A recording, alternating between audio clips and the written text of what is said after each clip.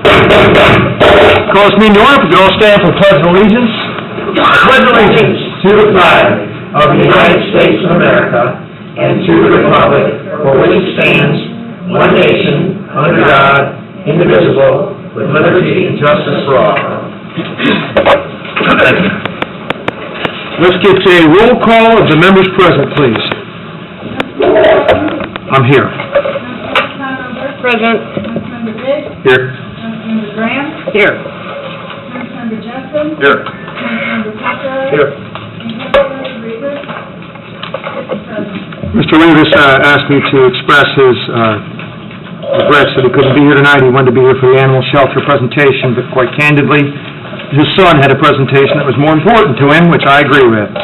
Giving a speech on the person that's most influential in his life, and it turns out to be his father. So he's there to listen to that speech. Made the right choice. This guy is Yeah. Give him time. Let's have first reading, please. Notice to taxpayers of proposed additional appropriations. Notice is hereby given the taxpayers of Porter County that the proper legal officers of Porter County will meet in the Porter County Government Administration Building located at 155 Indiana Avenue, Valparaiso, on May 24th, 2016, at 5:30 p.m. to consider the following additional appropriations in excess of the county budget for the year 2016 and to transact any further business which might come before the council.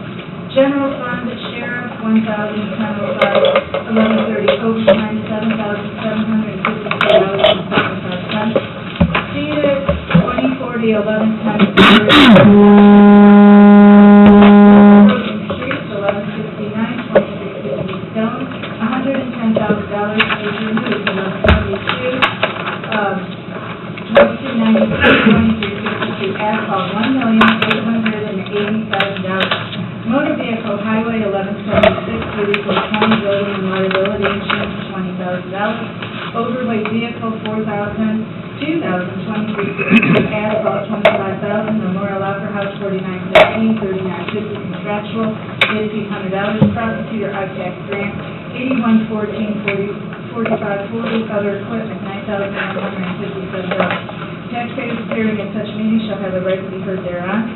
The additional appropriations, as found made, will be referred to the Indiana Department of Local Government Finance, which will make a written determination as to the disposition of the funds to support the appropriations made within 15 days of receipt of a certified copy of the action taken.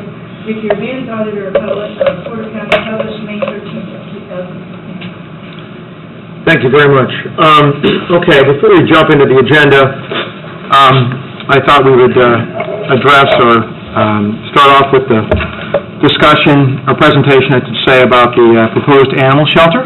So those who are here for that, please come forward. I recently had the opportunity to sit in on a advisory board meeting where Larson Danielson gave a very brief presentation on some of the projected looks and layout of the animal shelter in this design-build process. As you know, I've asked that they come and talk to the council to bring us into the fold a little bit on where they're at and answer any questions we might have at this time, or at least give us the opportunity to formulate questions for the next time. So, Commissioners, how do you want to proceed? Let's go.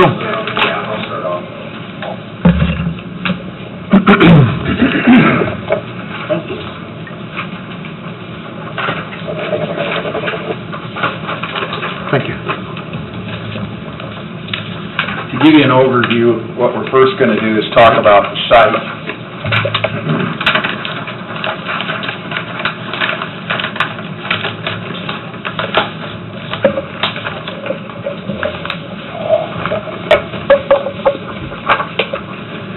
As everybody, most of you already know, one of the things, when I took office, one of the things we looked at right off the bat was finding a site that would work for the shelter. Prior to my arrival, I know Commissioner Blaney and Commissioner Evans had tried at a couple other locations, one being up at Sunset Hill Park, which was vehemently pushed back. That project and that property was owned by the Parks Foundation, which is a form of government. Today, we still feel that that was probably one of the better sites because of the proximity to Portage, but the Parks Foundation wouldn't have anything to do with it. We also then, when I came on board, I started looking at a site over by the Juvenile Detention Center, and once again, I was met with vehement resistance on that location as well, too. And that was a piece of property that was owned by the county. So, for the council's information, I think we've done a pretty exhaustive search on where to put this property without going out and buying additional land. We're trying to use the assets that the county already has.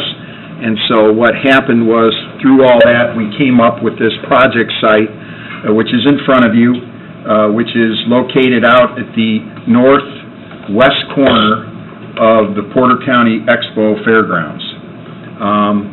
One of the things that we had to work through in dealing with this project, even though the Board of Commissioners owned this property, there was an agreement with the Fair Board that goes way back that talks about having approval of anything that goes on out there. So then, with the help of Lori Daly, myself, we met with the Fair Board folks, and we started those discussions. Initially, they were concerned that we were going to take the whole 5 acres, and what you'll see in front of you is we squeezed the project site down to about 1.6, 1.7 acres. This will not affect any parking issues with the fairground. It will not really affect anything that they do out there. And Jeff, if I could, that leaves us, the way it's laid out, and I know you and I have talked in the past, this still gives us the opportunity to expand it. Correct. The footprint if we choose Correct. that. With that said, as you will see on this site plan, if you see on the top part of the photo here that you're seeing, you'll see a gravel road that sort of stops. The road runs left to right, all the way at the top. One of the conditions, it was really the only conditions with the fairground that we actually offered up with the help of Mike Jabo's suggestions and myself, was that the county is,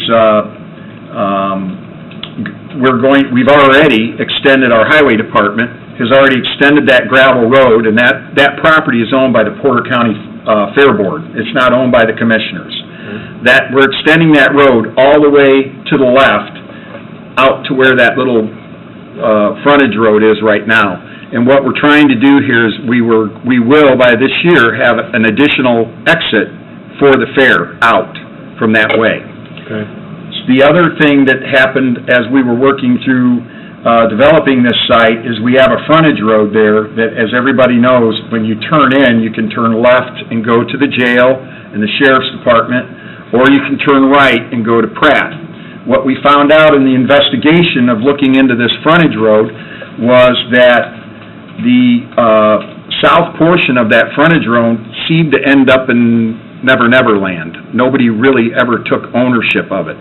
So we started talking with the City of Valpo, the State Highway Department, and we now have a letter in front of the State Highway Department that we will be relinquishing ownership of that south portion of the frontage road to the entrance of the animal shelter.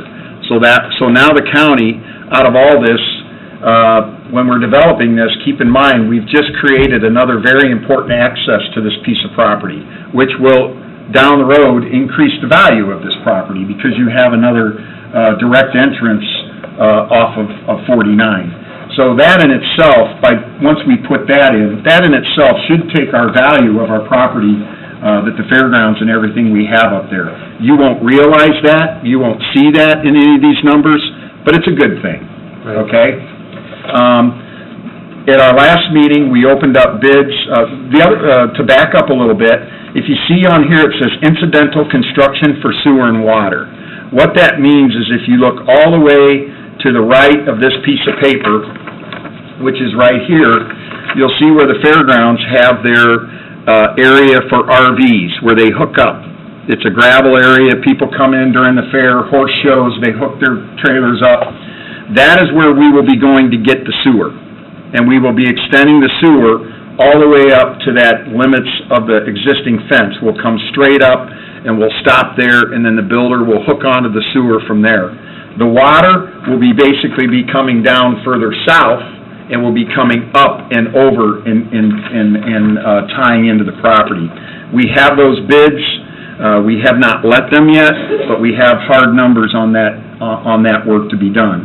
My next meeting will be this week with the Fair Board to discuss when we're going to do this work. Right now, we're leaning towards doing this work after the fair, so we don't create any problems for the fair during the fair, or any sinkholes or whatever.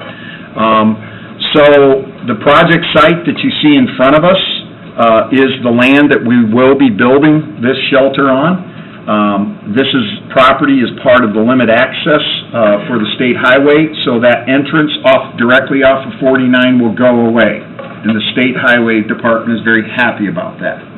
So what will happen is you will access off of 49, and you will come back in through the frontage road and straight in to the shelter site, of which then that gravel road will be extended to that frontage road that we have to extend, and that gives you your extra in and out for the fair when needed, or for other emergency big events that we have out there, whatever. So, I think I've covered everything on the site. I just wanted you all to have a good basis to start from, how we came to this location, how we got here, and what we had to do. We've had to tear down a house out there and some buildings. We've taken some trees down. We've took out the well. We took out the septic. We did all the things. We disconnected the electric and everything else. So the site right now is pretty much ready to go. So with that, what I'd like to do now is turn the building portion of this over to Stephen from DLZ. Well, one thought. Okay, go ahead. One or two questions. So, thanks, Jeff. So with respect to the site location, which is fine, I understand completely how we arrived at this location, and it makes sense to me. However, it does seem that I'm reading a lot of complaint, at least from the administration, and I know we have a city councilman from Portage here tonight, but about this location being too far away for the city of Portage to really reasonably expect to have ongoing usage and access. And so I understand that the thought is that the city takes prisoners to the jail already, which makes perfect sense. I'm wondering, though, the residents of Portage who might want to come visit, and I've read things like this is going to be 40 miles away, or 40 miles round trip, and all these and that sorts of things. I mean, I think I read that maybe in the paper, which I got to quit reading the paper. No offense, Casarda. But all of that was taken into consideration, and we are confident that there's no, and when we look at the county, this is pretty centrally located. I'm just more interested in having that discussion about the population of the county, which Portage is our biggest city still yet, and we're confident that there's no location closer to the city of Portage. I mean, I think that the best, again, I will go back to the Sunset Hill location, and I still think why I said that is probably the #1 site that county-owned property had. Right.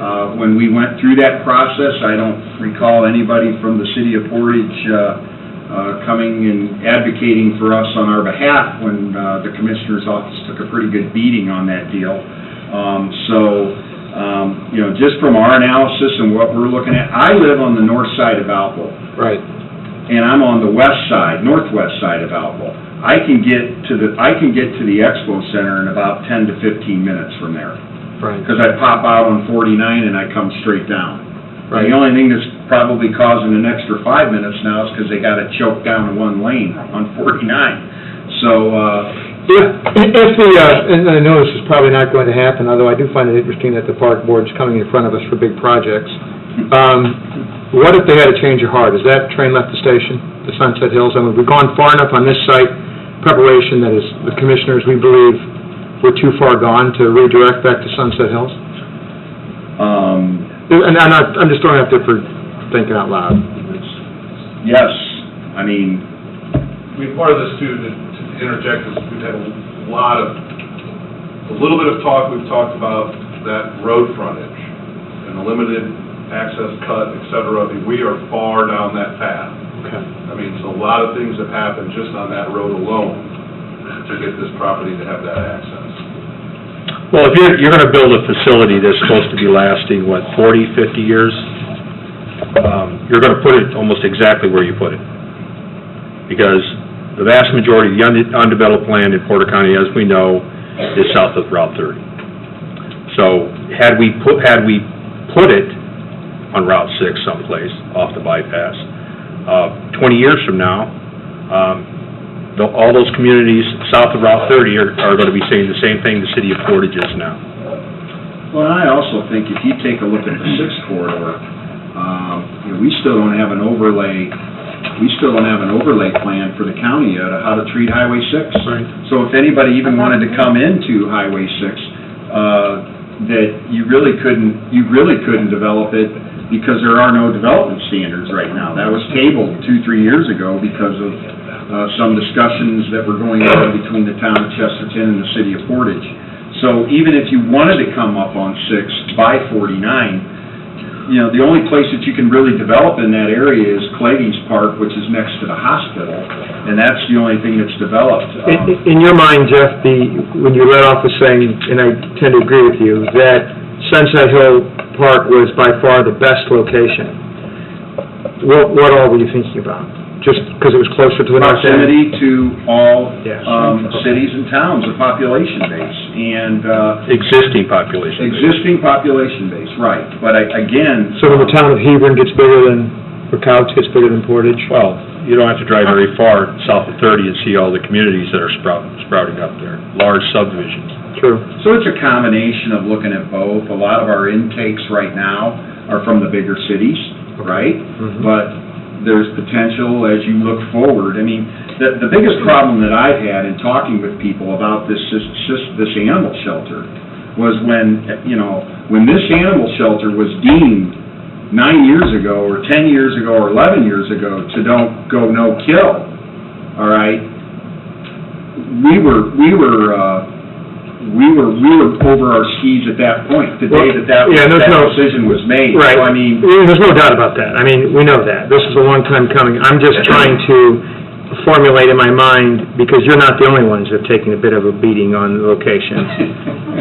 Congratulations, I guess I'm in the club. But, Yeah, but it's interesting to know that the primary reason you decided this particular location is exactly the same reasons that the county back in '98 decided on the location of the county jail, because we didn't have to pay for it. I was gonna ask you, how much did we pay for the land? There you go. And that's and that's what I alluded to earlier. We were County Councilwoman Lynch, not to put you on the spot, because you don't speak for the city entirely, but am I understanding, at least from the city's administration, that they're saying that this location is going to preclude them from using the animal shelter? I wouldn't say that. Okay, No, I wouldn't say that. okay. Very good, all right, I'm sorry, go ahead. Any other questions Yeah, on the site? yeah, Sylvia? I had just a couple. You say you're getting water access going from where the expo center is, I would imagine? Mhm. Is the jail any closer? No, this is the easiest and most, Okay. and actually, we got hard numbers on this, and to do the frontage road and to do the utilities extension, it's less than $120,000. I know it seems like a lot, but really, in the grand scheme of things, and what you're doing is you're also extending your internal utilities on your land Right. closer to 49 and other things. Right, So okay. you're also getting more added benefit for the value of that ground because you're taking utilities out closer to the main thoroughfare, so. Right. Another question. Sure. You said that it's 1.7 acres, and how big is the animal, what you're sitting on right now, out here? I don't know the total acreage because it's sort of sprawled around, but it's not 1.6 acres, I wouldn't think. It just seems to me like, and you say there is room for growth there? That's a lot of land for what we're doing. 1.7 acres? For what we're doing, for this, that's a lot of land. We build 110-room hotels on 1.6 acres of ground, so... Yeah, and by the way, I don't have a problem, I mean, this location seems pretty logical to me. I mean, it's not like we're throwing it in a cornfield down in between Couch and Hebron. The fact of the matter is, people do go to the fair, and they do go to the expo center, and it's an area that folks are used to going to, and it's easy access off the highway. And they are driven to jail. And they are driven to jail if they have an unlucky evening. All right. And with that, Thank you. thank you. Good evening. Good evening. Stephen Kromkowski with DLC. We were acting as the design criteria developer for the project. So this project for procurement, you have essentially two types of public procurement. You have traditional design bid build, and then you also have design build. Design build, you have a separate architect and engineer doing a project. You take it for public bid. Contractors bid on it. Low bid, the qualified low and most responsive bid is awarded the project, and then they construct it. This project took the other track of public procurement through the design-build process, and so that's an Indiana Code 5-30. So there's a separate set of criteria and standards and procedures that you need to follow. On this, the main difference is that you hire an overall design-build team. So part of that team is the constructor as well as the architect and engineer, and they form a partnership or a teamwork. Some cases, they have that internal to their own operation. Other times, there's multiple members of contractors as well as design professionals that form that team. Okay, so the process, very briefly, and I can go into more detail if you like, but there's really two major steps with it. There's a qualification base, so we put together a docket similar to this that is goes through a qualification base, and so we basically narrow down the field of qualified design-build firms. Sometimes you don't have people that are used to this type of work, and they're really not qualified with their past experience.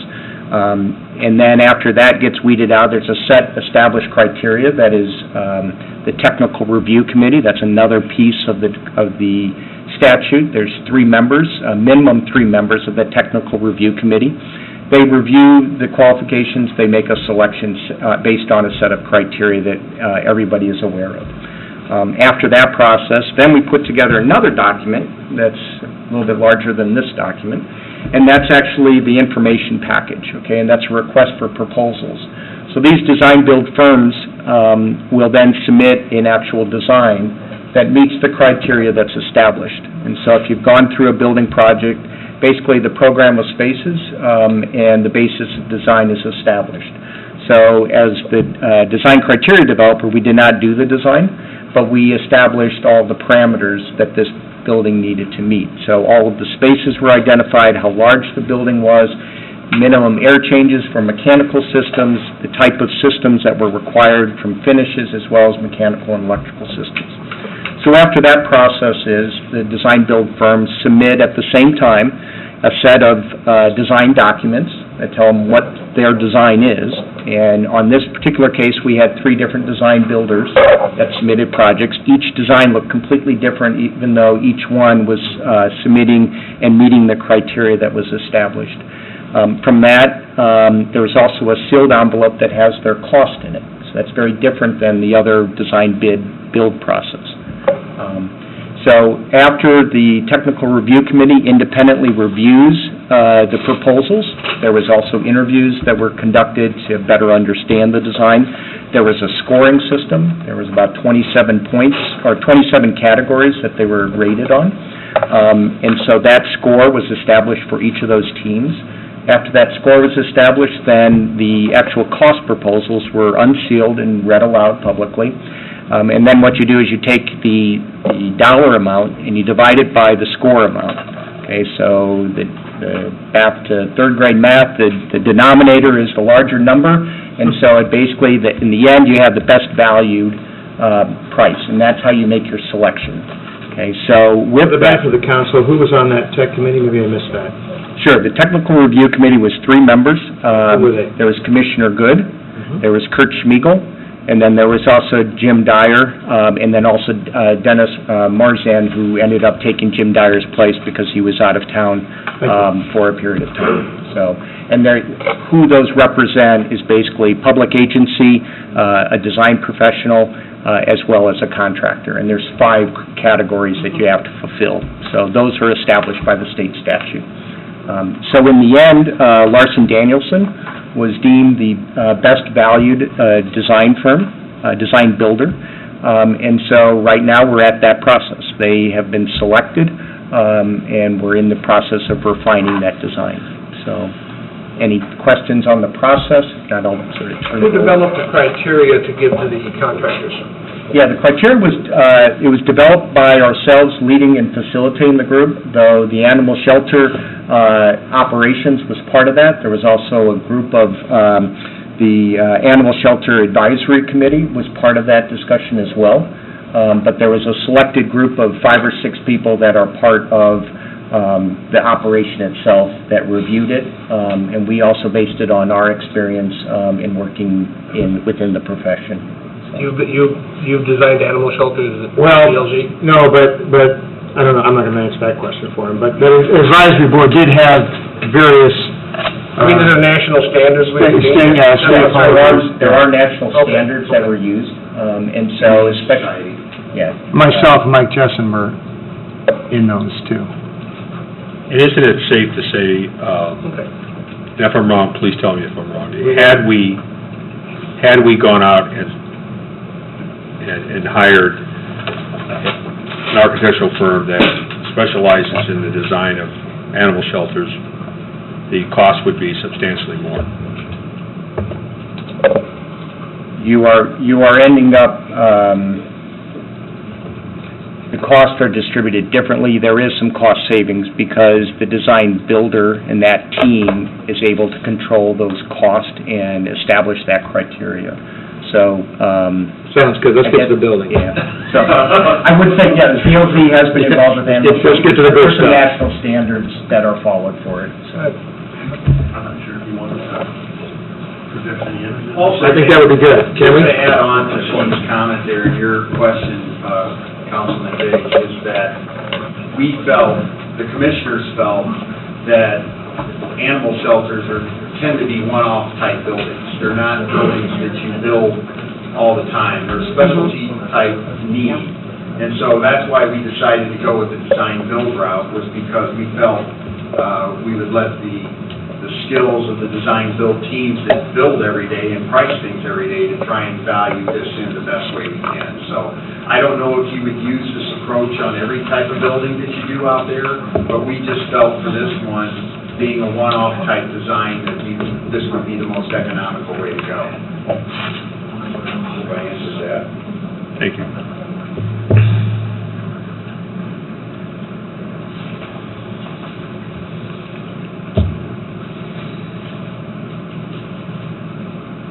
Things are happening, I got a good feeling here.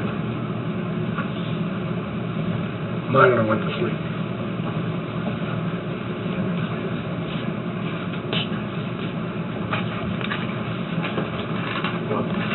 There we go. All right. Okay, let's roll. All right. Thanks to the council and Mr. bringing us along. My name is Tony Oss. I'm with Larson Danielson Construction. I handle a lot of our pre-construction, design-build development on multiple projects. With me is Robin Whitty. She's our internal architect for the project. So I'm going to kind of do a condensed. We had a proposal here earlier to the TRC, but I want to kind of keep things straightforward here. So what you're looking at is an initial rendering of the facility that we designed based on DLZ's criteria that they established. The building is approximately 14,500 square feet. It is primarily a concrete block structure, integrally colored concrete block structure with some accents on the exterior that Robin's going to talk about. It's a fairly straightforward and efficient building. It's designed to be low maintenance and designed primarily for the care of the animals. The site, as was represented earlier, we have a site plan we can show you real quick here.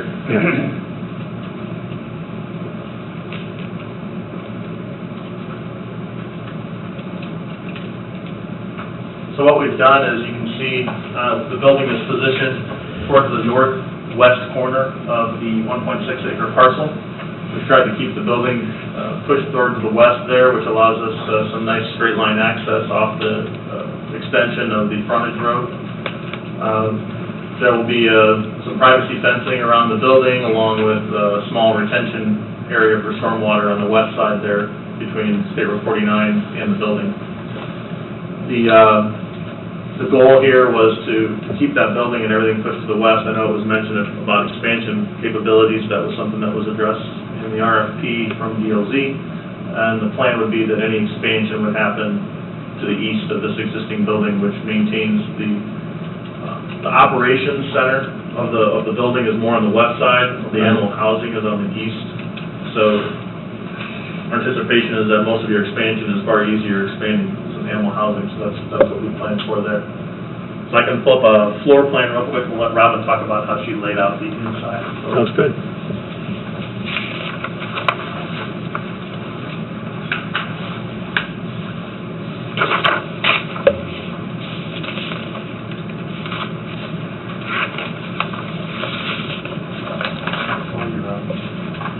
I'm just going to talk briefly about this. Obviously, there are a lot of spaces in the building, so it would take a while to talk about each room. But the entry you can see at the bottom corner, Tony is highlighting it right now, that's where the public enters the building. There's public spaces off of that. We have the lobby reception, a large meeting room, and some meet and greets. Also puppy and kitten area and restrooms. This area is meant to be for the public to walk around. They are secured from the rest of the facility by 2 doors. So they would only be able to access that during business hours and at the discretion of the shelter. If you walk up, you can see we have the animal housing. We have the small breed and pregnant mother for the dogs. We have the large kennels for the other dogs. That's a majority of the building is that space right there. And then we also have quarantine areas. Along the corridor that's kind of in the middle, we have small animal and cat housing. They're all centrally located. We currently have exterior courtyards that you can access from that hallway. That's up for discussion. The idea initially was for cats to be able to go out there and get some stimulation from birds and the fresh air and the sunlight. If you go down on the floor plan, immediately off of the lobby area, we've got pretty much the office areas. So you've got some offices, break room, things like that, file area. And if you walk further along the corridor, you have the clinic portion. So the clinic and the office are pretty central to the facility. And then if you go further along, you have the Sally Port, the after hours portion, and you have like trap storage and the crematorium. Well, the discussion with respect to those atriums in the middle was to, and I don't know that I agree with this, but to push them forward, to get rid of those atriums and push that area forward? How would that change? Well, we talked about, currently right now, we have some renderings, I don't know if you want to pull them up, but we have, the cat rooms are all glass. So if you walk along the corridor, you can actually see into the cat rooms. On the other side of the hallway, we have these exterior courtyards, and we also have a lot of glass stairs. So we've got the sunlight filtering through to the cat rooms. We have the public walking up and down the corridor has access to the light in the outside, and they can also see the cats. But there was a concern that maybe it would be better to have cat rooms that are actually on an exterior wall and have more access to the outside. So maybe like a 3-seasons, 4-seasons porch that the cats could sun in and see all the birds flying by. Okay. Those are the tweaks we're going through right now. That's kind of the beauty of this design build process. Yep. Any questions on kind of the floor plan and the general layout? The way it's set up is kind of blocking spaces up. You know, certain spaces are built to function together. The Sally Port area, which is in the lower right-hand corner, is that after-hours access. So there's cages, there's things in there, everything that animal control need to get in and out. There's a gate at the front of the facility that'll be radio control operated, so as the facility shut down at night, animal control have a remote control, be able to slide that gate open when they come in, get into the facility and get out while remaining secure. Is that also the holding areas for the potentially dangerous animals that might come in? I think that would be quarantine, is that right? Quarantine? So quarantine would be that upper right-hand corner, so there's still access, there's a door there. But I think, but the way it was set up is, on that upper right-hand corner, it's kind of hard to see. Yeah, but you see this door right here would be an access point for dangerous animals, or you bring it right in, you turn right, and you go right into a kennel. And there's very little cross-contamination or ability for those animals to get anywhere else in the facility. They bring them right there. So that would be the goal here is, And cats are immediately adjacent to that as well. cats are Right there. Yep. Okay. This is, Yeah, these kennels go directly outside, so there's the ability here to open, there's doors here, they can open a kennel door, let the animal get outside, close the door, and then get into the kennel and clean the kennel out if they need to. I'm sure this was asked before in other meetings, but if we have an issue of something like parvo or something that's a contagious condition that might come into the shelter, are these kennel areas sufficient to, isolate that? I mean, Yeah. are we- So if you look at the bottom of the plan, those are the actual dog isolation kennels. Okay, They have their own mechanical system set up for that kind of scenario as well. And the cats also have an isolated area. you're talking about ventilation. Yes, Yeah. ventilation. Could you talk for just a moment about the air exchange rates in this building and how that's going to lay out? Because that might have some impact on how this building is laid out. Absolutely. Tony's going to bring up a little color diagram showing the mechanical Got it. ventilation system. Good. I figured I was jumping ahead there. And as some of you probably know, being on the council, that is one of the things that we have fought out of our own facility for years, is the contamination and Right.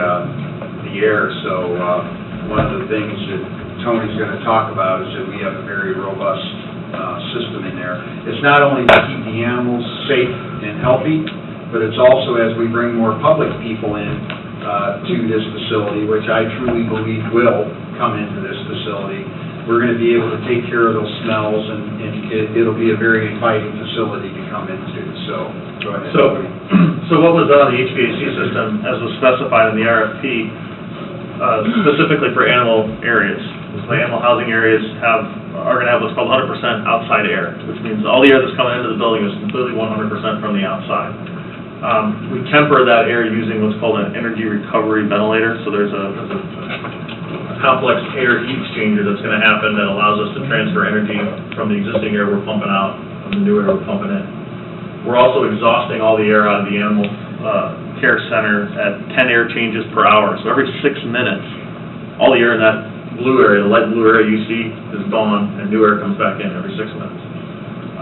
And that's an ASHRAE requirement. You asked about standards before. There's an ASHRAE, not requirement, but an ASHRAE recommendation for these type of facilities, which is what DOT followed in establishing the standards.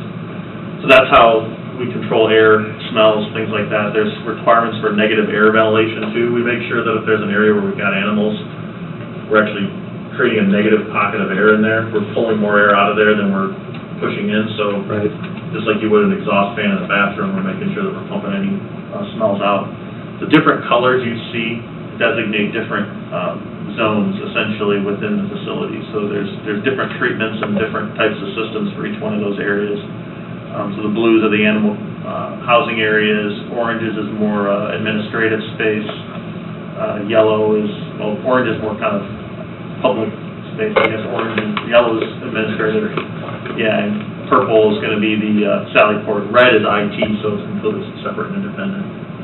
But yeah, there were very specific standards and things you have to meet for those animal housing areas that we met. And the other thing I'd like to point out on top of that is we had a mechanical contractor that they worked with on this project before. The system is also designed where it's very easy to maintain. Right. And that was the other thing that we're looking at as we're building new buildings, is how can we make these HVAC systems, as you all see these numbers that we spend on these buildings, how can we make them to where, we can work on them and they're not really expensive equipment. So it's very user-friendly on the other end too, so. With the air being recycled like you were talking about, what is that going to do with, or likely to do with costs, like electrical costs? Well, Cooling. anytime you're moving that much air, there's obviously cost, but that's the purpose of that energy recovery system, which is, if you look, there's a couple of gray boxes there. So the one you see on the left is an energy recovery ventilator, and so that's supposed to, I think that's minimum was 70% efficient. So we're recovering 70% of the energy out of the air, we're pumping back out. So that mitigates a lot of that. So in order to, there's things you have to do in order to ventilate these spaces properly, but the way this system has been designed, it's designed to be efficient in recapturing all that energy. Okay. You're gonna heat it coming in, Yeah, capture the heat going out. that's right, and the cool the same way, as if it's 95 degrees outside and there's cooling and dehumidification going on in there, there's humidification standards too, that have a lot to do with infection control. A humid environment is a much more infectious environment, things travel faster, so, cooler air, I mean, imagine if they call it an energy recovery wheel, there's a big spiraling action of air moving around in a wheel that's transferring energy across and equalizing it. And let's touch for a second on the capacity of this, dogs, cats. What's our capacity for dogs here, 100 and something, 130, 120? Tony, do you have the answer to that? Say it again? 114 capacity for dogs and cats? What's our present capacity? That's what I'm asking. And how does that compare to our present capacity?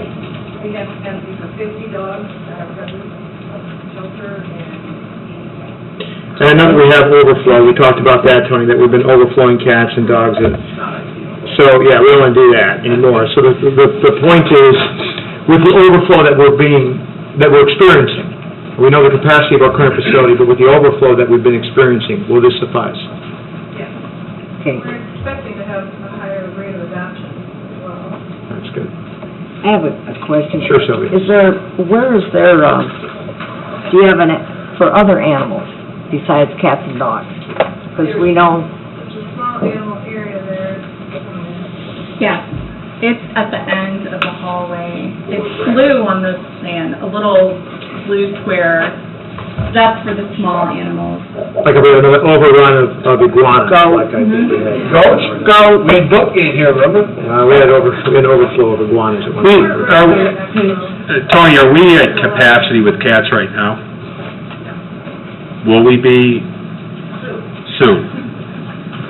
Yeah, and that's what, I'm looking at these numbers and going to this large of a facility, and at the end of the day, our capacity in the facility that we're in is only 80, we're going to only 16 more, the ability to house 16 more cats? Well, I mean, with all due respect, the cats that we're currently keeping right now, we're keeping out at the old chapel on the Porter County home site there. So, I mean, it's not very ideal conditions, so. And we also are still working on our spay and neuter program. Was your point, Jim, that we don't have enough space in this proposed facility? Well, I was just looking at the difference, you've got 64, there's 64 additional dogs that we can house compared to what we can house now, and only 16 additional cats. And I was just wondering, but Well, we have that, we've implemented the spay and neuter program, Yeah. which is one of the reasons for the Surgical area, so it'll be done on site. Right, so one of the things is, we've done studies and read studies that the countywide spay and neuter program will decrease the overall population of feral cats, is really what we're talking about here. Right. So this is anticipating that program being in place, which we're already working forward and implemented right now. Okay. Any other questions about this? I would also like to point out to Sylvia's question, we're actually talking to some friends that Laura and I know that have a small working farm in the city of Valparaiso, and they're actually have come to us and asked us to rescue livestock that they can do at their small farm. So we're actually working with some folks right now that if we get into that situation, and they want to volunteer, they're not looking for money or anything, they just want to use this, and it's a beautiful place. So we're working on that angle too right now as well. No, the parks kept that cow that time. what's the exterior I thought they'd go. material being used to build the building? Primarily rock-based block. Block? It's a rock-based, but it's all aerial colored, so this is not a facility that needs to be painted. The block has already got the color in it. There's accents of fiber cement and metal. And there's been some discussion, I've again, heard a lot of comments about, is this, too much of a facility, is this, too much, glamour? But the fact of the matter is, we want to attract people to it, we want to increase our adoption rate, we want to move animals more.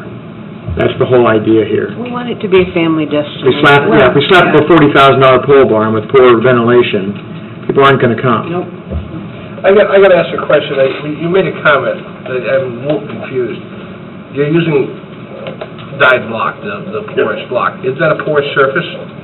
We usually put a clear sealer over it. Okay, I was thinking about washing and hygiene, because you shouldn't have said that. Oh, no, Okay, so you're gonna coat, it'll be coated. Inside, Oh. yeah, there's a lot of masonry walls inside, and they're all painted with All epoxy. painted, The okay. floor, we'll talk about the flooring, I mean, the majority of this facility has an epoxy floor with an integral Okay, base. okay, I was, as soon as you said, I'm thinking the There's block, not a porous. single square inch of carpet in this facility, for Okay. good reason. Right. Tracks and carpet, dangerous combination. The whole I said idea is it. that- We're thinking it, I said it. You power wash the walls. Yeah, Yes, the whole absolutely. facility. Yeah. The administrative section here, what does that entail? What's in there? There's 5 offices, and there is a reception area, and then there's public space. Okay. So animal display, theater, Okay. and then there is a small conference room, that we use for various activities as well. So we think there's gonna be adequate amount of natural lighting in these rooms, because I heard the veterinarian's discussion about psychology of the cats and how they need natural light, and that's sort of, We have talked about moving, not having the atrium. right. Yeah, shifting them, so the Yeah. cats are on So that outside would cut walls. down the national labor, we'd have some salaries. Yeah, if the atriums move and become something that's more of a Four Seasons room essentially that allows fresh air and light to get into the cats more on the outside wall, will be supplementing that with some skylights inside the facility to make sure we got a lot of fresh light. Thing I wanted to ask is, Sure. you have a spay and neuter room, right? You have an operating room? Okay. Is this gonna be a shared vet program, or how's that gonna work? That might be a question for the commissioners and Tony. I don't think they were, What did you have? Should that? Yeah, that's what we said. I mean, it's gonna be a policy, nothing leaves unless it's spayed or neutered. Absolutely. Exactly. Even if they can't, even if they have to wait for the vet to come in and do it. Exactly.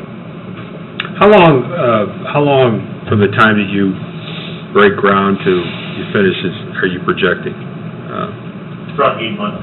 8 months? Construction, 8 to 10 month construction timeline, it's right around there, kind of depends, obviously, time is of the essence, I think the thought is we're gonna break ground here in relatively short order, right? I mean, we're not talking a year down the road. If everything goes along for our approvals, the June 14th meeting that the commissioners have, we would move our end forward. Right. And then at your end of the June meeting, we would move the council's portion forward, hopefully. And then from that point forward, we go. Okay. So, I thought you said you had to wait because of the fair. just for the off-site improvements, to bringing them to the site, that We won't LD need, can go whenever. we won't need water and sewer for some time. Yeah. now that you bring that up, that it'll be in our June meeting, how much are you asking the council for? It's 2.250. That's million. I know that. But what I'm asking, I thought I was hearing 1.7, or am I hearing it wrong? 2.7 total? I've never had a conversation with you, so I don't know where that number's coming from, so I don't know. Oh, you're right, you haven't. Yeah, so, So, all right, so the, if you're on the committee, you were on the committee. I know. I think the confusion is it's in road when it was at the 2.75 number. all right, So obviously, we have the $1 million donation. Right, so it's Takes it 1 to point, 2.7, it takes it down to 1.7, but the 2.2 number, I think, that Jeff just said, is, includes some of these soft costs like the offsite agreement. and to, cages, you mean? no, we're gonna get to that, we're gonna get to that in a second. And and the reason that, I've heard numbers too, but I think that's gonna be a discussion for our end of June meeting. I don't speak for the council, I don't vote for the council, so that's something that we're gonna have to consider when this comes in front of us, and I would anticipate at that time we'll also be talking about the operation of the costs that are gonna be associated with the building. Hopefully by then we'll have a better idea from the city of Portage. If in fact we build it, they will come. That's going to interpolate into our budget some revenue, hopefully. Unless they don't come, then there'll be no revenue. So, from them. But here's my opinion is this. We don't have to build an animal shelter for the municipalities. It's not a requirement to do so. We're building a nice facility. We're giving them an option to come. We're giving their citizens an opportunity to come to one of the finest animal shelters in the state.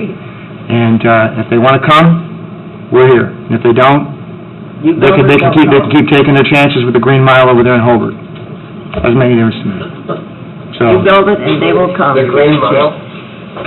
so there's my opinion. Are we basing this design on Portage coming? Because I wanted to ask that question. That's a good question. I asked that, I think this facility would serve everybody coming. Okay. That is correct. And we do have all the towns and cities already saying they're going to Aren't they cooperate. all Yes. participating except for Portage?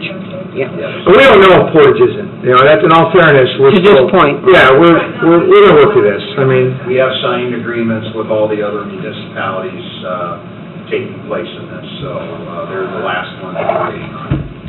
It's good. We have ongoing dialogue with them. And we need to have dialogue. So I'm anticipating that, as things start moving a little closer, Portage will come and want to be part of it, because I'm not quite sure what the other options are. But we'll cross that bridge, because we want everybody included if they want to come. Well, you can tell by looking at this, I mean, there's an awful lot of work that's been put into this, an awful lot of work. And I think somebody had mentioned, that you were building the Taj Mahal here, and you can clearly see that. I mean, it looks, why it's very nice on the exterior. There's nothing special done here to keep because you're keeping costs down. And the interior, I think, speaks volumes if this county is going to treat its abandoned animals with compassion. And I think that's really what we're trying to address here. And I think you guys have done a good job with that. I think from our perspective, what we're trying to do is look forward. We're trying to look to the future for the next 25 to 30 years of this county. And we haven't built a building in this county for about 20 years. And what a way to start. And I think this building is a symbol of what Porter County is and will be and can continue to be. And it's very forward-looking. Right. But, we don't want to build it and outgrow it. We don't want to build it and say, why didn't we do this?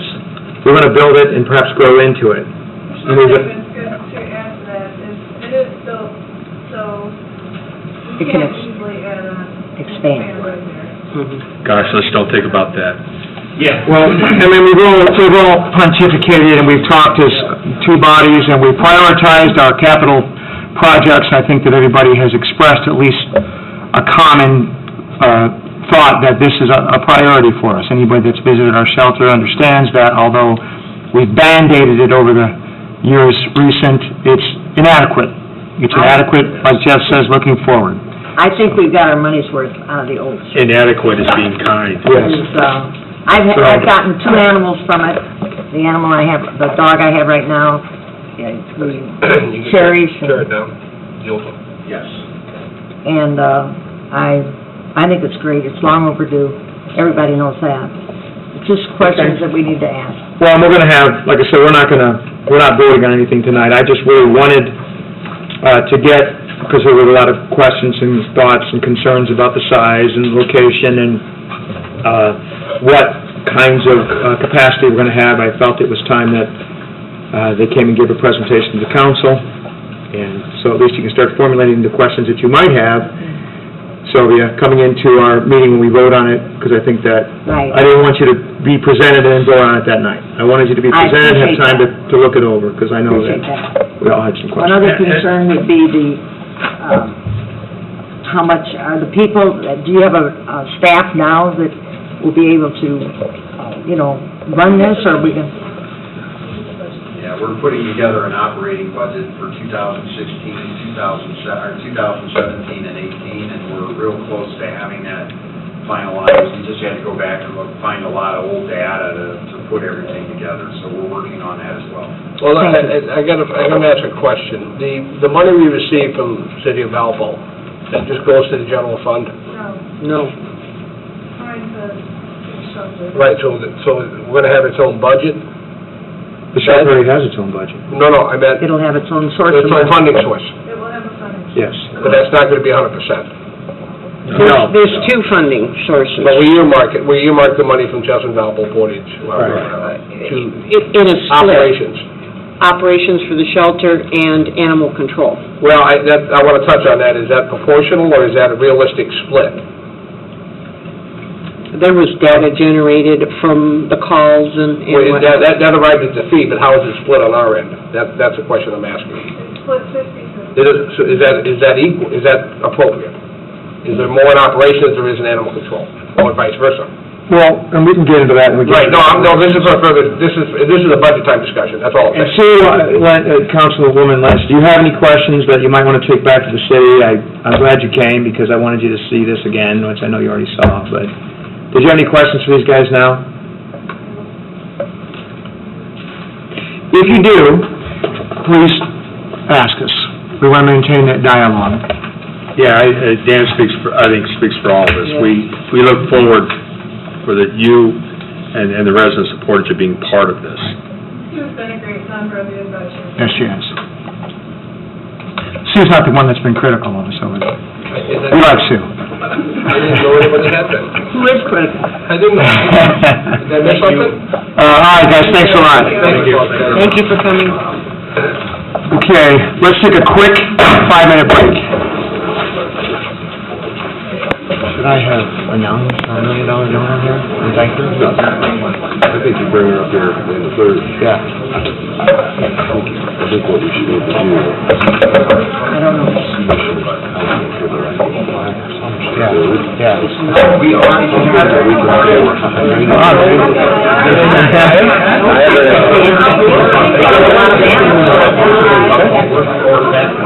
Oh, yeah. Yeah, we're gonna deal with that tonight, like you mentioned. He's not sure.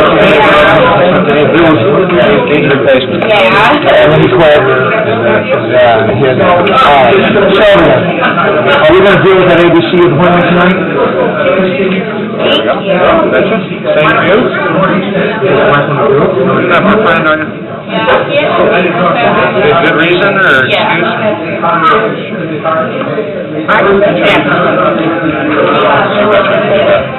I got the letter.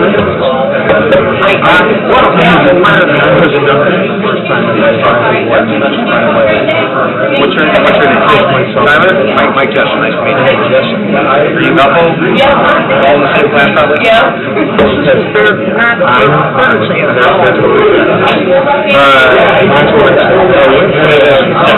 Declan? Yeah, what's your last name? Nice to meet you, Declan. Yes. So there's a lot to take, but we probably ought to figure it out. We don't have to, it would be nice because they can't have something that they would have at It would be nice to have a playground facility where So should we- it was out of date. Can we appoint Nice to meet you. our ABC board guy hasn't been... But didn't we just reappoint him last time and he didn't vote one? No, the thing is, he took a job where he's traveling out of town. So we want to appoint, we said his wife could do it. Or do we just want to re-add? Just re-ask it. Re-ask it. Second dog fight. I kept talking about the cats and their psychology. I know, with that. He was baiting you. I thought he was gonna drink both of these while you were talking about that. We'll re-advertise. Yeah, I don't want to piecemeal it and then she Don't want to do it again, you're right. We'll vote on it, and then once the bodies vote on it. We didn't find any notes for You didn't see any muskrat phones out there? Oh my God, what is that stuff? I don't know, but they did clean it all out, and it's good and clean. One more thing we're gonna do is, right in the opening where it goes into that catch basin right there, we're gonna bring the mini excavator out and clean the seaweed and the and the tall grass, wanted that away from that opening and then the water going in the fence. Just wanted to let you know, because you came in, I said it was each day, but yes, yes. No problem at all. Thank you, I appreciate it.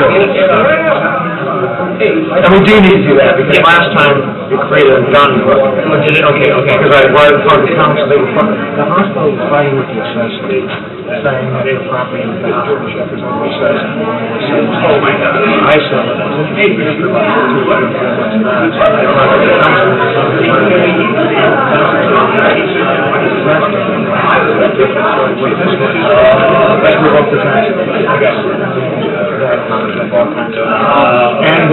and every month. I just was here, he did a wonderful job. It was a home run deal.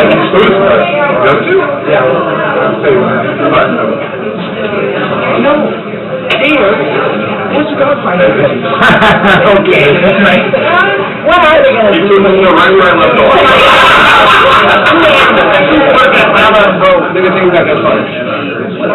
That's it, give me that right there. What guy? Tall guy, right beside me. Nice looking young man. He's wonderful. Okay. No, because we had a vote. Yes.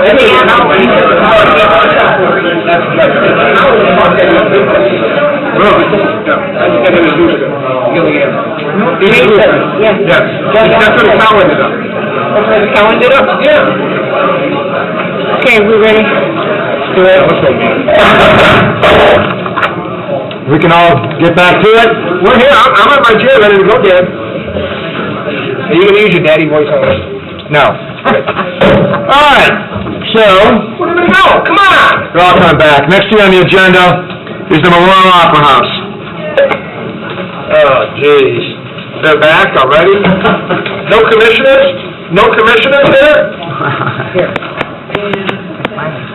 They're setting you up by yourself?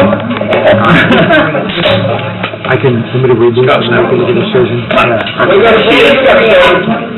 Okay.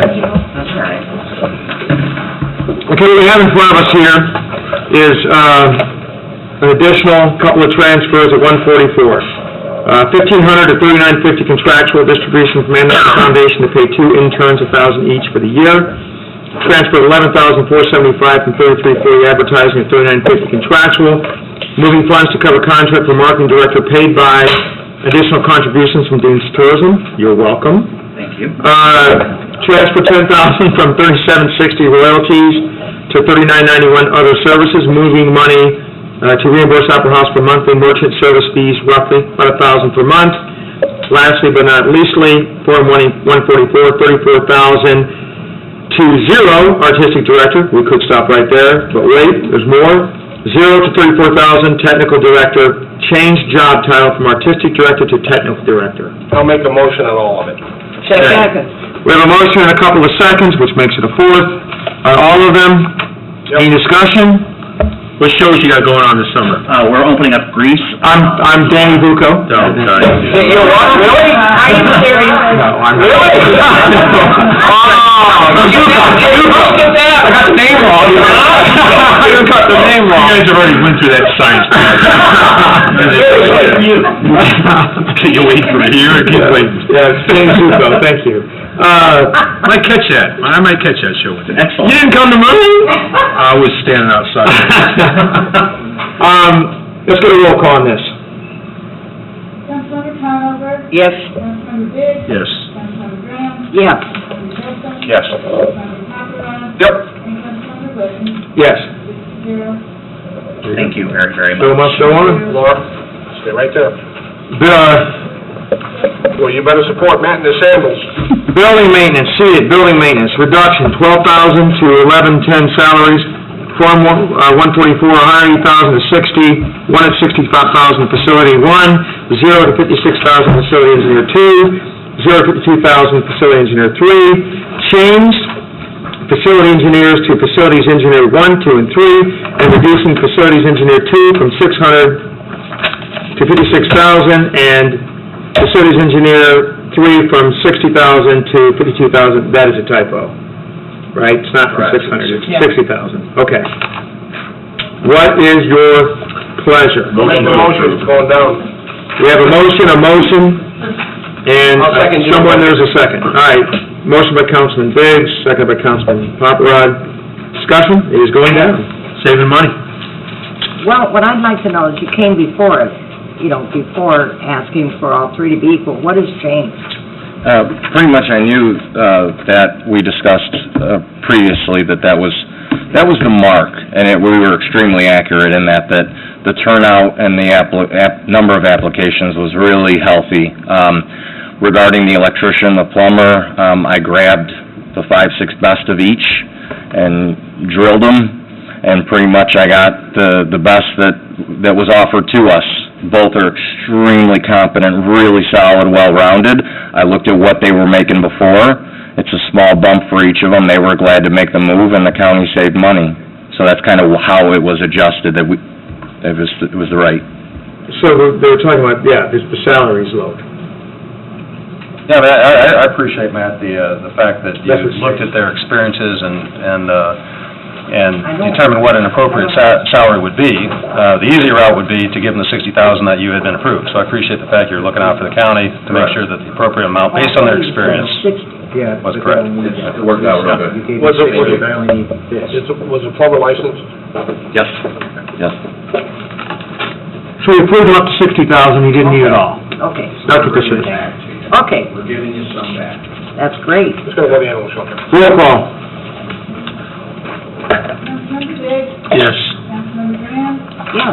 Councilmember Jessen? Yes. Councilmember Paparad? Yep. Councilmember Witten? Yes. And Councilmember Connor? Yes. Thank you, have a good night. Let's jump to the prosecutor. IPAC grant, additional $91.57 to $45.40, other equipment. Reason IPAC grant for the purpose of narcotic unit to purchase officer equipment. Motion to approve. Second. Motion is second on the floor, any discussion? Hearing none, roll call, please. Councilmember Graham? Yes. Councilmember Jessen? Yes. Councilmember Paparad? Yep. Councilmember Witten? Yes. Councilmember Conover? Yes. And Councilmember Biggs? Yes. That's it, have a good night. Good night. Police Superior Court swing transfer $400 from 3110 legal to 3930 dues and subscriptions. Money is needed to pay Indiana State Bar Association dues. What's your pleasure? Move. Second. Motion is second on the floor, discussion, hearing none, all in favor, signify by saying aye. Aye. Opposed? Ayes have it. Circuit Court, General Fund, 1000-1081-81, transfer $300 from 3978 care of patients and inmates to 3630, equipment other than vehicles, amount needed to cover speakers and installation at juvenile center. What's your pleasure? Moved. We have a motion and a second on the floor, any discussion? Hearing none, all in favor, signify by saying aye. Aye. Opposed? The ayes have it. Stormwater, transfer $20,000 from salaries to printing other than office supply to pay for DSWM job site signs and vehicle signage. I'll make the motion. We have a motion. Second. And a second. Discussion. What's DSWM mean? That's just the previous fire department, Department of Stormwater Management. Acronyms, man. Throws you off every time. Any other questions? Because that was a very good one, Jim. Hearing none, all in favor, signify by saying aye. Aye. Aye. Opposed? The ayes have it. Highway Department, Motor Vehicle, MVH, $20,000 to building liability comp coverage, budget shortfall due to increase in work comp insurance cost. Major moves, 1.880 to asphalt, replace funds deleted from the 16 budget, additional 16 road paving. Local roads and streets, LRS, for those of you who like acronyms, $110,000 to 2360 stone, additional limestone for building, chip, seal roads. And overweight vehicle, too bad McClure's not, oh, he is still here. Overweight vehicle, additional $25,000 to asphalt, additional for continued purchase of asphalt patching material. Move to approve. Second. I have a motion and a second. Discussion. The work comp, did our modifier go up, or did somebody just blow the calculation? I think they blew the calculation. You guys don't do it? Who does it? No, we get it from Anton. No, I mean the modifier. The modifier you get from Anton. You guys don't do your own work comp calculation? No. Okay. And is that amount set to cover for the entire year? Yeah, that'll be, what it is, it's not completely 20,000, for the workman's comp. There's also some five new trucks that we were gonna run short on with the use of, because we ran short in 3420, I had enough in there to cover my 5 new trucks for licenses and insurance purposes. When this came up higher, it took all my money away from that, so I'm keeping over, because we're getting 2 more new vehicles at the end of the year too, so this just flat, I won't have to come back. How much of it, would you say, is the workman's comp specifically? How much were we short, Vicki? Well, you've already spent the entire budget that you had. The last time that... Yeah, when we zapped the budget, how much was I short because of that workman's comp? About 20,000, wasn't it? The last time we did that interfund too? Yeah, well, we just moved over How could out of the unemployment. I guess I'm a little confused on how we're so far off on work comp when it's pretty just a math formula. It's wages times modifier, and I was sitting there thinking the same thing. it's not that hard. He said it. Did wages go up and that not get figured into the formula? Because it's based on payroll, but it's last year. But my wages did go up. Yeah, but your work comp is based on last year. Is it that, was it a calculation error, or was it that we transferred money out of that account and short-sheeted it? No, we didn't transfer any money out of that account. There was, in order to meet the budget last year that you all wanted, I had $25,000 left over at the end of the year, or I was going to have that much left over after the thing, so I deleted that and just kept it down. So when the workman's comp came in, it came in higher. Well, wait, okay, did it come in higher because it was off, or when they audited us? Do they audit us, Vicki? The work comp people audit, and then they come back with their new formula because it's based on actual wages? It's always a guess. You always guess 1 year out. And then they come in after the policy year, audit you, and if your payroll did not line up, you either get a credit or they bill you. My understanding of the increase on the work comp was due to the modifier. Okay, the modifier went It up. was the modifier. It was a month. But I gotta ask a question, that modifier is known going into the policy year, Correct. okay? I mean, I understand what happened, I don't understand how we got there, because it's just a math formula. Unless it's from the audit. That's the question I'm asking. I don't think, my understanding, there was no audit, it was a modifier. There was a modifier that was slightly up, and that's why the work comp for highway was slightly higher. Correct, but it's not a surprise, is what I'm saying, that's all I'm saying. You know that number going into your policy year. Well, David obviously does not know. Could you do us a favor, and between now and the next time you're in front of us? Sure, yeah, I would wonder if it's... Oh, that's a great question. I wonder if it's an audit question. Find out for us, and when you come back next month. Yeah. Sure. And in the past, in my 12 years, or now 13 or 14, whatever it's been, when I was doing the other side of it and paying it, and we have gotten credits. Right, in so the past. right. But So they come in and audit you, and you... sometimes, but we also had to pay sometimes too. Right, that's all based on the audit. I never, in putting the budget together and watching Al putting the budget together, I never saw that worked. That's why we just put it into the building and liability. Well, they've asked... We asked curious. we asked our insurance carrier for the numbers, and that's what we went on. Okay. Well, we can try to... The simple question is, what was it in 15, and what are we anticipating in 16? And part of my question would be on workman's comp specifically. Mhm. If it did increase substantially, does it affect the other departments as well? No. Highway's off on their own. And this is one of the things that I think the commissioners have very briefly talked about, but, beginning next year, that it's going to be very aggressively bid out. Well, work comp is work comp. It don't matter who you go to, it's all the same. It's your job class, times your payroll, times your modifier, that's it. You can go to anybody you want. Yeah, but you raise a good point, and that's that we know the modifier going into the contract, so how are we off? I say it's because of audit, because they audit you later. Scott, you're confident it wasn't an audit issue, right? You're confident it was just the modifier, but we knew that going in. Yeah, I don't, my interpretation is that the number, when the work comp number was known, it maybe not shared with by way of some of the right numbers Oh. to go in the budget. I got you. Okay. If that's the answer, that's the answer. It's The end. simple as that. Yeah, the end. All right. Because, All right. and the reason why I'm saying that, and the reason why I don't think it's an audit, is because this is when the normal work comp bills came for the rest of the county. Right. That's when this one was addressed and found that we were short a little bit. So it wasn't like after an audit or anything else. Okay, got it. So, all right, roll call, please. Councilmember Jessen? Yes. Councilmember Paparad? Yep. Councilmember Witten? Yes. Councilmember Conover? Yes. Councilmember Biggs? Yes. And Councilmember Graham? Yes. 6-0. Thank you very much. Have a good evening. And I just want to say, I misspoke when I said that his shortage, it was just under 4,000 when we needed to make that Okay, special invoice. I was Right. including this. all right, thank you. Sheriff, general fund, additional $7,753.75 to overtime. Special services overtime reimbursement from agencies with all kinds of numbers and... Motion. A motion and a second on this. Discussion?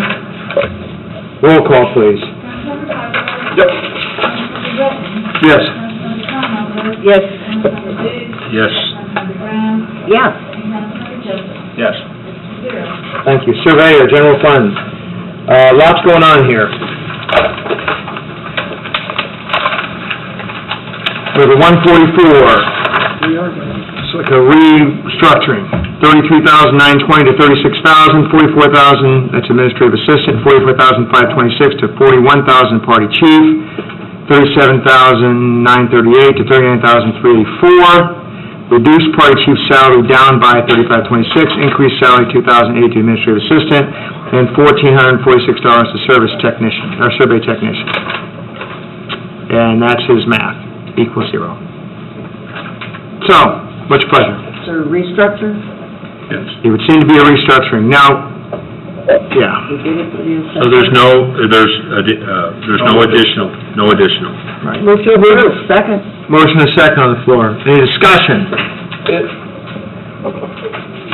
You lost a lot of your people in the stormwater board, didn't you? Okay, what it is, functioning for. Yeah, and this one doesn't have as much. I mean, I'm probably not going to be excited about putting on the agenda from this point on someone that wants to downsize, and, as you know, the clerk wanted to come back, and I put that off again because we're getting so close to budget. So we're gonna restructure our departments and change personnel and downsize and do this over here and sprinkle around raises. That needs to be done at budget time. Enough's enough. This is a little different, in the sense that the bottom line's the same, and we're not really jockeying people. Well, we've done this before. Yeah. So, It doesn't affect the he's budget. reorganizing. It doesn't I affect the really budget. want to know, my underlying question of the whole thing, what is a party chief? Is that like... We talked to him about that before. That's the guy that... Organizes the party. Yeah, that brings the kids. You bring the kid, that's the question. Seem like the... Never mind, Kevin, I really don't care. Party chief. There's a lost leader. So I just got a hard time we're giving mid-year raises again. I mean... We got budgets coming up in 3 months. I don't disagree with that. And to be honest, no disrespect to Kevin or the surveyor's office, the stormwater board has taken X amount of work and people out of his office. Well, and here's what I think we ought to do. We ought to have that discussion. We ought to have that discussion when we get into our budgets. I think we should. And we will. And Kevin can talk about the job descriptions and what people are doing and how that may or may not have changed, and we can kind of work our way through that when the... How many, you lost 1 or 2? One so far. So, there's a motion and a second on the floor. Any further discussion? Roll call. Councilmember Witten? Yes. Councilmember Conover? Yes. Councilmember Biggs? Yes. Councilmember Graham? Yes. Councilmember Jessen? Yes. Councilmember Paparad? Yes. 6-0. Thank you, Kevin. Thank you. Let's see. Council transfer $70.80 from furnitures to maintenance agreements. Just received adjusted amount from new copier, need to change the amount from 120... I'll make the motion. Thank you. Motion and a second on the floor. Any discussion? All in favor, signify by saying aye. Aye. Opposed? We get to keep our copier. Second reading, please. We're Whereas the attorney has not There's more. We got more to do. appropriated more money than was appropriated in the annual budget, therefore be it ordained resolved by the Porter County Council of Porter County that for the expenses of the taxing unit, the following additional sums of money are hereby appropriated out of funds named and for the purposes specified, subject to the laws governing the same. General fund share of overtime, $7,753.75. Edith, salary, reduction of We'll get to $12,000. Local road and streets, 1159 Stone, $110,000. Crispy bit out. $1,880,000. Motor vehicle highway, 1176 building liability insurance, $20,000. Overweight vehicle, $4,002. Asphalt, $25,000. Memorial Opera House, $49.15. Contractual, $57. Prosecutor iPad grant, $81.14. Other equipment, $9,157. I'll make the motion. For a motion on second reading, is there a second? Second. Second on the motion, any discussion? Roll call, please. Councilmember Conover? Yes. Councilmember Biggs? Yes. Councilmember Graham? Yes. Councilmember Jessen? Yes. Councilmember Paparad? Yep. Councilmember Whitten? Yes. Thank you. Now, as we get to the attorney's report, what you have in front of you there is legal services agreement for our new attorney, Mr. Harold T. Harper Esquire. It is the exact same terms and numbers that we had with our last attorney. Motion to approve. I'll second. A motion and a second. Board, Harold. Any discussion? Let's get a roll call on this contract.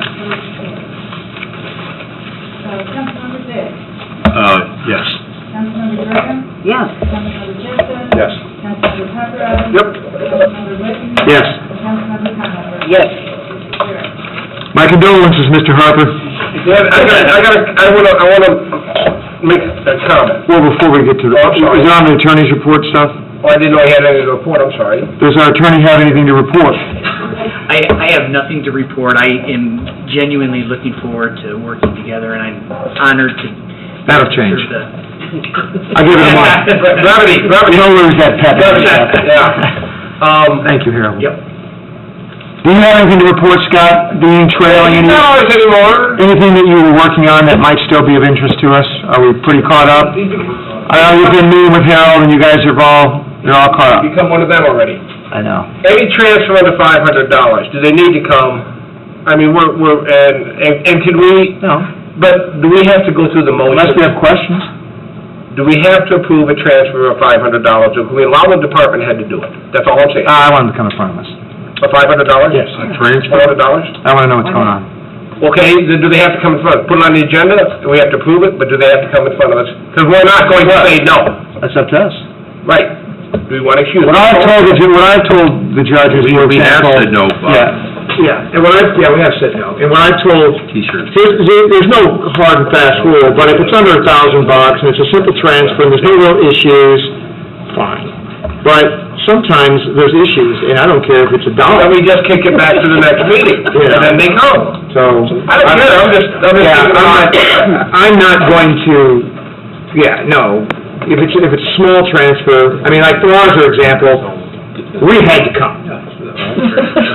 That's right.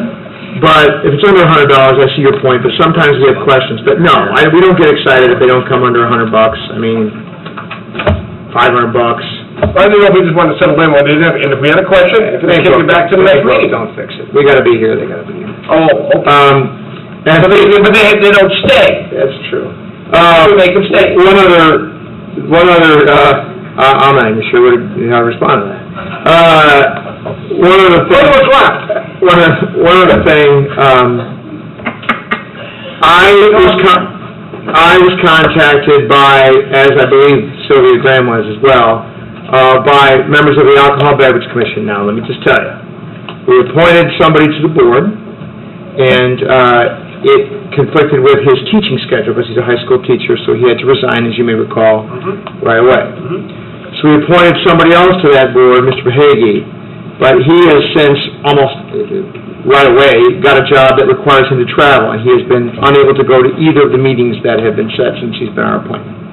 So he has graciously tendered a resignation because it's affecting their ability to have a quorum at times. So we need to reappoint. Now, one thing, one thing Mr. Rahagi suggested was his wife would be willing to do it. Now, I think it's Laura. She owns a red And cup. she's she's here, thank you. Oh! And so, that was one suggestion. I'm okay with that suggestion. I just wanted to have the owners, like I go in there and get coffee and stuff. No, I'm just kidding. Well, here's the thing, after last year's debacle, nobody's beating down the door to be on the ABC. It doesn't, well, that's true, but don't, So I think Laura is here by her. Yes. By her. So, where I'm going with this is, normally, when our appointment says I would like to be unappointed, I have suggested that we put it out for, for response. However, it seems like we have a very easy fix that is willing to step forward and fill in the gaps. I leave it to the board. I'll make the motion. Yeah, second it. Anything that you would like to say before you get this indentured servitude thrust upon you? I have Thursday morning open. You're sure it could be? You know it's gonna change. You gotta show up. Point is, something's gonna happen. I'm just telling you. You have to show up. Yeah. I do have a couple of questions, I think that's Yes. relevant to the... Go ahead. What do you currently do, ma'am? I own the Red Cup at Bay Deli in Chesterton. Okay. And you live in Chesterton? I live in Chesterton. Okay. Thank you. Okay, so we have a motion and a second. Any discussion? All in favor signify by saying aye. Aye. Opposed? Congratulations. I think we have a winner. I think so. You're certainly smarter than your husband, right? That's true of every marriage. We got a deal. I have nothing else. Does anybody else have anything they might want to bring in front of us to see? I want to walk my own. Yes. Good luck. Thank you very much. This is gonna be a lot of fun. Yeah! With that, we stand adjourned.